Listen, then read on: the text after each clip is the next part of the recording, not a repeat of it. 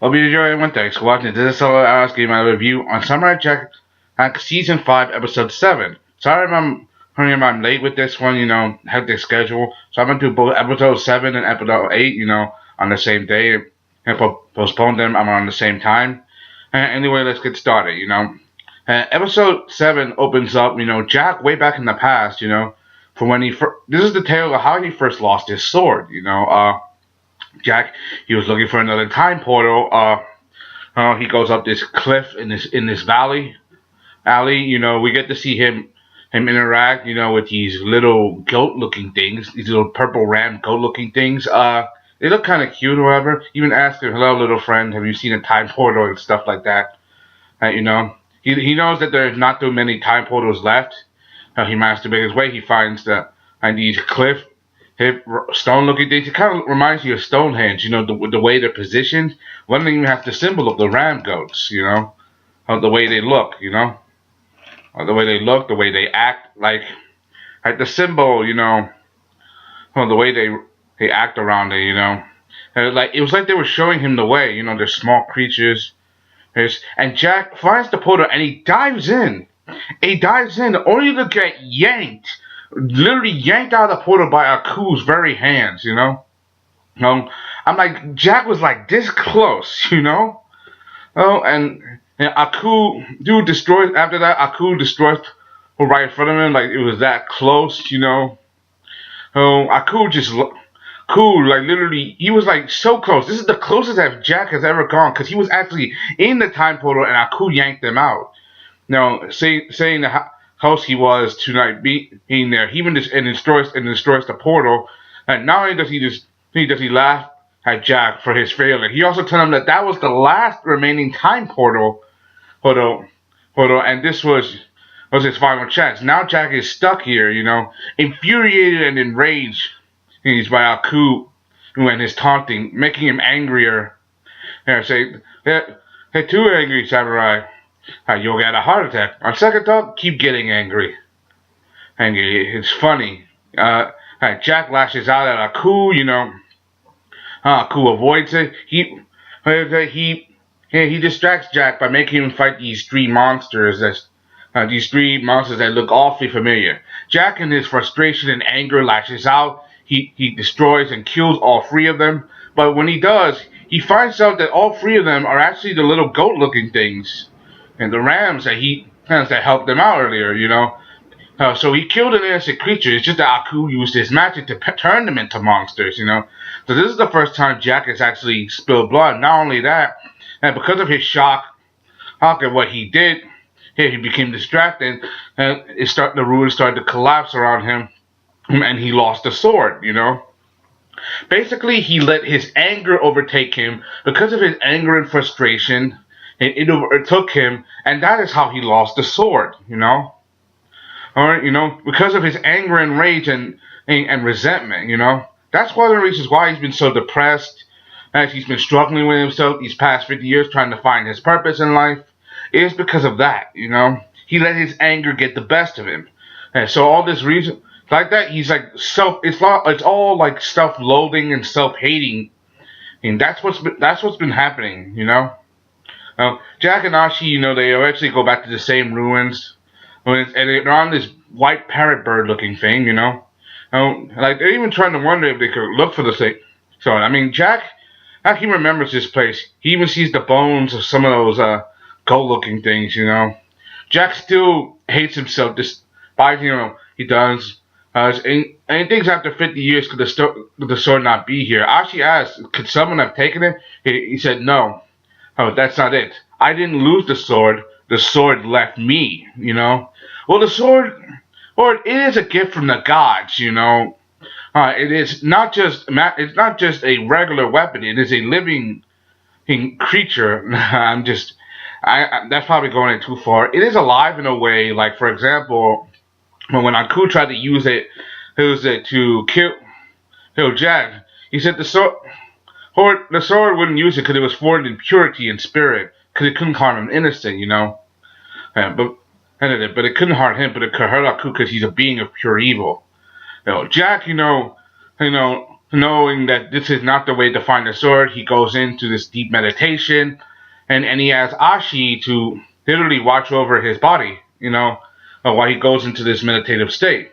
Which when you see, which when you see, it's like this deep, it's like a spiritual quest, a spiritual journey that goes into like the clouds and all the heavens, go to this river. However, as the Hack is trying to meditate, Ashi watches out for him, only to find this horde army literally going after him. The horde, getting ready to attack. And Ashi he goes in and tries to stop this. She literally is becoming the protector, and they talk smack. That they're going to kill the samurai, and she has to go to her, say, "What can a little girl like you can do?" Say, "Why'd you fight now?" Seeing Ashi in this, she was badass, in all her fighting skills. Oh, she was strong. She had no weapons, and she used her hands. How she knocked a couple of guys' teeth out. Seeing face how expressive she was. They're feeling the pain and the adrenaline, the rush, The rush, that's just being spectacle, but I'm just trying to add any detail. Seeing how they went through this, Jack, while he's in meditation, and Ashi went through all this trying to protect it. While Jack is on his journey, he meets this old monk, who tells him, "Are you lost?" And I am. Then good, come in to make tea, And he does, and he tells him to make tea. Like, for what reason? He said, it serves supporting. Meanwhile, you got Ashi. She's still battling. She defeated all the hordes single-handedly, However, there's still one enemy left. The enemy, he mysteriously shoots arrows at him, and she blocks it. And the enemy later then exposes themselves, only to show that it's the High Priestess, Ashi's mother, They say, "You are weak. You have failed. Failed, Oh, the samurai is our enemy." Said, "No, he's not, This was a good moment for Ashi, because she get to confront literally her mother, the person that literally turned her into a living weapon, This girl was robbed of her childhood, forced to become a weapon, literally. She was born for one role only, to serve Aku, which wasn't life at all. Her and her 6 other sisters all dedicated their lives to her own purpose, to kill Jack. They were robbed of their humanity, but luckily Ashi found redemption in herself, which was a good thing, That Jack, and finally, he was able to show her the way, Her battle, her mother was that was pretty good. I wish they did this a little bit, different, but it was pretty good, because this way Ashi can literally overcome her past, because this person literally robbed her of that. She was supposed to be her mother, and she turned her into nothing but a weapon. Meanwhile, we get Jack, he's still trying to brew the tea for the old man. We get to find out a few things, Like, for example, but Jack, the test for Jack wasn't that he could find the sword at any time, but he was blinded by his anger, His anger is the reason why he lost the sword, That's the main point, Right? We also get to see the Ashi as she battles mother. They're usually the best way possible. Seeing this, seeing Ashi how strong she was, and the high priest is saying he killed your sisters, and yet you let him live. Said, "No, he didn't. You killed them. And our fates were sealed the moment we were born, And Ashi finally be able to defeat her mother with an arrow right through the back as she was aiming for Jack, like her literally falling to her doom, That was really, really dramatic, And the way they handled this story, it shows that the High Priestess herself is also a capable warrior. I mean, her teaching the daughters of Aku everything she knows, she was probably an assassin in her former life, because there's not a lot known about the High Priestess and her past, other than she was a follower of Aku and she gave birth to these seven babies. But who was their father? A lot of mystery says it's Aku, a lot of mystery says Jack, and so far that haven't been proven, And we're only like 3 episodes in, episodes left until the series is. We're like at episode 9. And I'm reviewing episode 7, I review episode 9 at the end of the week, This was a very good episode, And one of the things I gotta know is that after Jack, No, he finally accepted the reason why he lost his sword was his anger. Like the monk tasted the tea, said they like one thing, balance, and the balance was in Jack's soul because of his moment of anger that he allowed himself to overcome with anger and strike out in nothing but frustration. That's what caused him to be separated from the sword. He let his anger get the best of him, and that's why, Eventually, Jack, he accepts this, that it was his fault, that we lost the sword because of you, that he became blinded by his anger. And seeing Jack anger his other self and all red, it reminds me of how Jack lost the sword, in the beginning of the episode. We get to see how Jack was frustrated, how angry he was. This sword represented this part of Jack represents his frustration and his failure, to do everything that's right, saying that he kept him alive, but he lost the sword because of him. Finally, Jack admits that he doesn't need this, he no longer needs him, and he accepts it, and he got rid of his anger.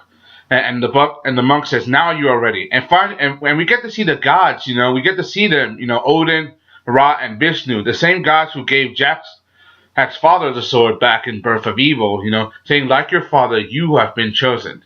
And they struck him with his eye beam, and they turned him back to normal. Gave him his kimono, his gi back, and finally the sword. I don't know if it's the same sword, but probably it's probably the same sword. But if I had a choice, it would probably afford a new sword from Jack's very own soul because the sword is supposed to represent his father and all his willpower.